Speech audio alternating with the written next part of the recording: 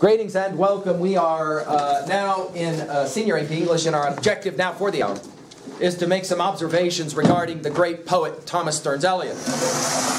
Let's go ahead and say it out loud. 1922 is the most important year of the 20th century when you're talking literature. In 1922, two important texts are produced that will stand as the sentinel giants of the 20th century in terms of literature. The most important poem of the 20th century is published in 1922. The most important novel of the 20th century is published in 1922. Let's talk about them quickly. The most important poem of the 20th century in 1922 is TS Eliot's poem, The Wasteland. The most important novel of the 20th century in 1922 is James Joyce's novel Ulysses, a novel that I'll have more to say about in a couple of weeks when we talk Joyce. We're now here to talk about T.S. Eliot.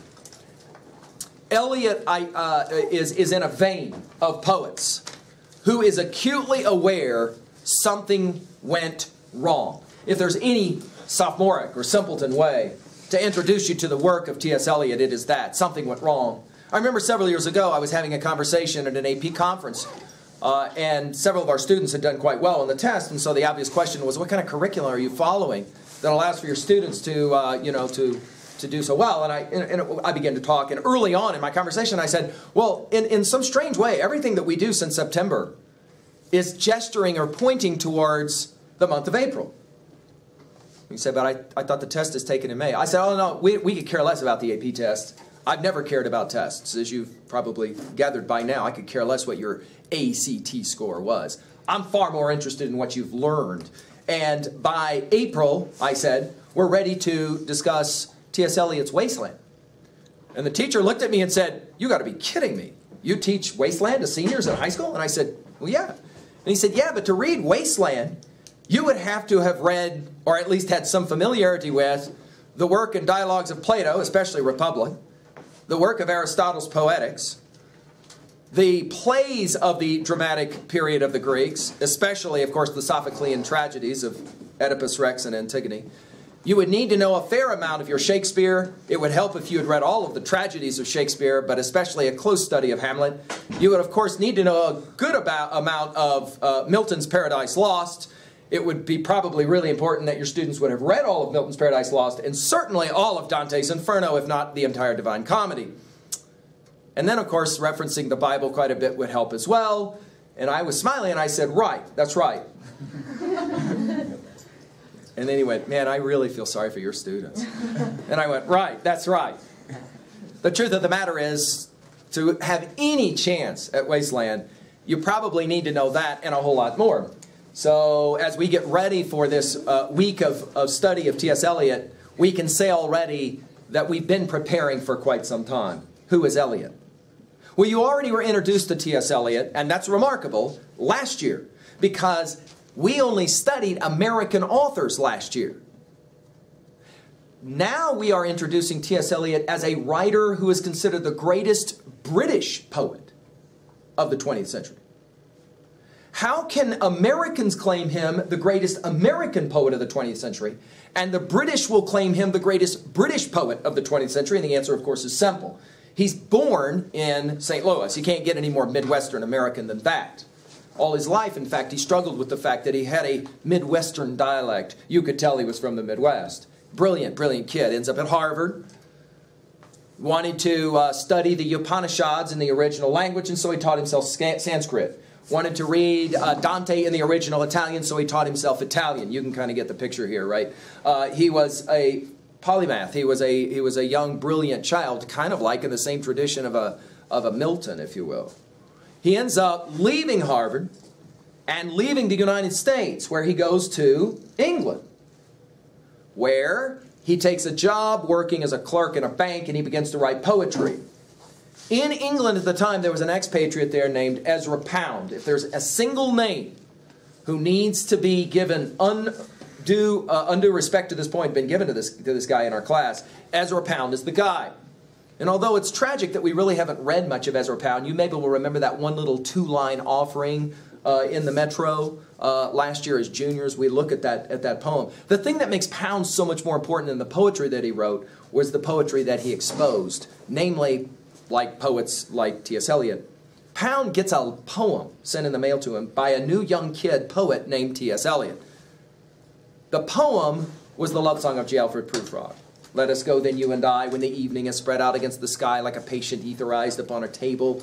Let us go through certain half-deserted streets, the muttering retreats of restless nights and one-night cheap hotels and sawdust restaurants with oyster shells. Streets that follow like a tedious argument of insidious intent to lead us to an overwhelming question. Oh, do not ask what is it. Let us go and make our visit. Do I dare disturb the universe is one of the famous lines from the poem. And of course, the famous lines, I should have been a pair of ragged claws scuttling across the floors of silent seas. Anybody can say, I wish I'd been born a crab. It takes a poet to say, I should have been a pair of ragged claws scuttling across the floors of silent seas. That's T.S. Eliot's Prufrock. When Pound gets this poem, he says two things immediately about it in his journals. One, he doesn't have a clue what it means. He's got no idea what he's reading. Two, he's certain that it's genius. He's certain that it's genius. Sure enough, when we study T.S. Eliot, often when we introduce Eliot for the first time, ironically, the more accessible of his work is Lovesong of Alfred Prufrock, and so that's where we go. And so as a junior, you were introduced to that poem. Eliot will go on, however, to take a brief hiatus where he will begin to write what he tells Pound will be a significantly important set of lines. Those set of lines are The Wasteland. Pound edits heavily this poem to make it much shorter. Some of you will be shocked about that when you look at this poem. You're like, dude, this poem was actually shorter. It was way shorter. It was way shorter. And in fact, after his death in 65, Eliot's widow allowed for the annotated version, the original version with all of Pound's notes, to be published. And that's a fascinating book. If you ever stumble across it in a used bookstore, it's worth the money of purchase. It's a fascinating thing to study how Pound took huge chunks of that poem and just got rid of it, just edited it out. What is The Wasteland? Well, if you want to know what, for example, a novel is and you haven't time to read it, I know that doesn't happen in this room, you can always read plot summaries called Cliff Notes or Spark Notes, right? So are you ready for this? The Hollow Men, the poem Hollow Men, is the Spark Notes for Wasteland. You got me? Okay? The Wasteland is the extended poem. The Hollow Men is an abbreviated rendition of Hollow Men. And standing behind this poem is the simple question, what went wrong?